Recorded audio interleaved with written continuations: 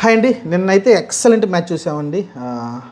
ఆర్సీబీకి అలానే ఎంఐకి అయితే ఎక్స్ట్రాడినరీ నాకైతే చూసాం. ఎందుకంటే మీరు చూసుకుంటే చాలా ఈజీగా సునాయాసం గెలిచే విధంగా అనిపించింది ముంబై అయితే.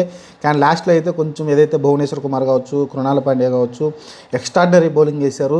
అక్కడ ఒక చిన్న ఇది జరిగింది, మనం ఏదైతే రిషబ్ పంత్ అప్పుడు T20 వరల్డ్ కప్ ఏదైతే జరిగిందో సేమ్ ఇలానే కృణాల్ పాండ్యా యాక్చువల్గా ఒక 4 2 6 వరుసగా ఇచ్చిన తర్వాత కృణాల్ పాండ్యా కొట్టాడు. హార్దిక్ పాండ్యా ఇద్దరు బ్రదర్స్ కదా, కృణాల్ పాండ్యా బౌలింగ్లో కొట్టడం చూసాం. ఆ టైంలో కొంచెం గ్యాప్ తీసుకున్నాడు, గ్యాప్ తీసుకుని లేస్ కట్టుకోవడం కొంచెం డిలే చేశాడు. ఆ డిలే చేసినాక మొమెంటం కొంచెం మారిపోయింది. ఆ మొమెంటం తర్వాత అయితే మ్యాచ్ అయితే ఆల్మోస్ట్ ఆర్సీబీ వైపు తిరిగింది అనుకోవచ్చు. ఎందుకంటే టార్గెట్ యూజ్గా ఉంది, చాలా ఎక్కువ ఉంది, అంత ఈజీ కావట్లేదు.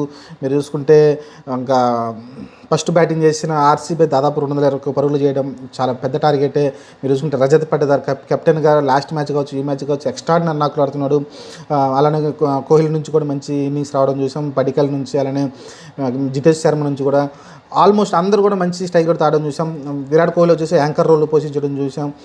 మంచి ఇన్నింగ్స్ అయితే అతని నుంచి కూడా వచ్చింది.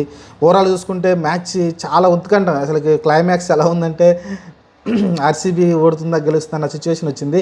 కానీ చాలా ఆ సిచ్యువేషన్కి కారణం ఏంటంటే హార్దిక్ పాండ్యా అలానే తిలక్ వర్మ. ఏదైతే తిలక్ వర్మని రిటైర్డ్ హార్ట్గా పంపించేసి నీకు హిట్టింగ్ చేతకాట్లేదని లాస్ట్ మ్యాచ్లో అతన్ని రిటైర్డ్ హార్ట్గా పంపించేసి శాంట్నర్ తీసుకొచ్చారు. ఈ మ్యాచ్లో మళ్ళీ అతను ప్రూవ్ చేసుకున్నాడండి. కొంచెం అబ్ది ఆర్డర్ వచ్చాడు, నమ్మిదర్ కన్నా పైన వచ్చేసి అతనైతే ఒక మంచి ఇన్నింగ్స్ ఆడడం చూసాం, ఎక్స్ట్రాడినరీ నాకు ఆడడం చూసాం. ఆ తర్వాత హార్దిక్ పాండ్యా ఒకనొక టైంలో హార్దిక్ పాండ్యా వరల్డ్ రికార్డు పెడతాడు అనుకుంది. ఎందుకంటే కలిసి 10 బాళ్ళల్లో అతను ఈజీగా హాఫ్ సెంచరీ కంప్లీట్ చేసేలా కనిపించాడు 10 బాళ్ళల్లో.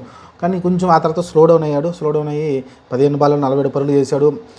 ఇద్దరు వరుసగా తిలక్ వర్మ అలానే హార్దిక్ పాండ్యా అవుట్ అవడంతో అయితే కొంచెం ప్రెజర్లోకి వెళ్ళిపోయింది టీము. ఆ టైంలో ఏదైతే భువనేశ్వర్ కుమార్ వేశాడో ఎస్ఆర్హెచ్ అనుకుంటుంది రిటైన్ చేసుకుంటే బాగుండేది కదా, ఒక మంచి బౌలర్ని మిస్ చేసుకుని అనిపించింది.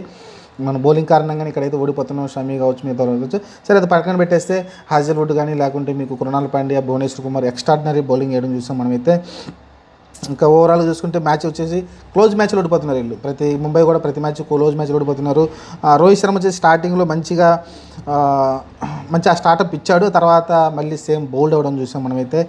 ఓవరాల్ చూసుకుంటే చాలా బ్రిలియంట్ ఇన్నింగ్స్ అయితే వచ్చింది మన కృణాల్ పాండ్యా, మన హార్దిక్ పాండ్యా నుంచి, అలానే తిలక్ వర్మ నుంచి. ఏదైతే ఆ 13-14 ఓవర్ల నుంచి అసలు ఎలా కొట్టారంటే అలా కొట్టారంటే ఆ 3 ఓవర్లో దాదాపు 18 బాల్లో చాలా హైయెస్ట్ 60-70 పరుగులు అయితే చేయడం చూసాం. చాలా ఫాస్ట్గా అయితే రన్స్ వచ్చేసినాయి.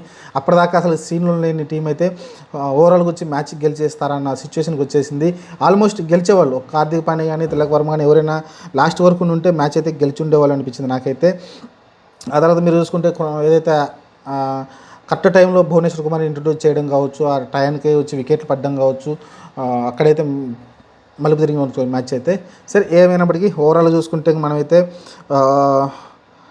వరుస ఓటములతో అయితే ఇంకా మళ్ళీ అది మన ముంబై టీం అయితే ప్రాబ్లం ఫేస్ చేస్తూనే ఉంది. ఈరోజు రోహిత్ శర్మ నుంచి బిగ్ ఇన్నింగ్స్ వస్తుంది అనుకున్నాం, అదే కనిపించింది. స్టార్టింగ్లో ఒక మంచి 4-6 కొట్టడం చూసాం, కానీ ఆ తర్వాత మళ్ళీ అవుట్ అవ్వడం చూసాం, బౌల్డ్ అవ్వడం చూసాం. ఇంకా చూసుకుంటే టేబుల్స్లో చూసుకుంటే ఎంఐ వచ్చేసి 5 మ్యాచ్లు ఆడింది, 4 మ్యాచ్లు ఓడిపోయింది. సేమ్ ఎస్ఆర్హెచ్ కూడా 5 మ్యాచ్లు ఆడింది, 4 మ్యాచ్లు ఓడిపోయాం మనం. నెట్ రన్ చూసుకుంటే చాలా మైనస్లో కనిపిస్తున్నాం మనమైతే. ఇంకా మనం బాటంలోనే ఉన్నాం. సిఎస్కే మీరు చూసుకుంటే సిఎస్కే, ఎంఐ, ఎస్ఆర్హెచ్ 3 టీములు కూడా టాప్ ఉంటాయి అనుకున్న టీములు 3 కూడా కిందలో అయితే 4 మ్యాచ్లు ఓడిపోవడం, అలానే సిఎస్కే 3 మ్యాచ్లు ఓడిపోయింది. ఈరోజు సిఎస్కే ఉందనుకుంటా మ్యాచ్. మరి ఈరోజు వాళ్ళు గెలుస్తారు లేదు చూడాలి. ప్రస్తుతానికైతే ఎవరైతే అనుకున్నాం ఆర్సీబీ సారి కప్పు కొట్టేలా కనిపిస్తుంది. 6 పాయింట్లు వచ్చేసి 4 మ్యాచ్ల్లో 3 మ్యాచ్లు గెలిచింది. ఈ సంవత్సరం కప్పు కొట్టేలా కనిపిస్తుంది ఆర్సీబీ. చూద్దాం మరి ఏం జరగబోద్దాం.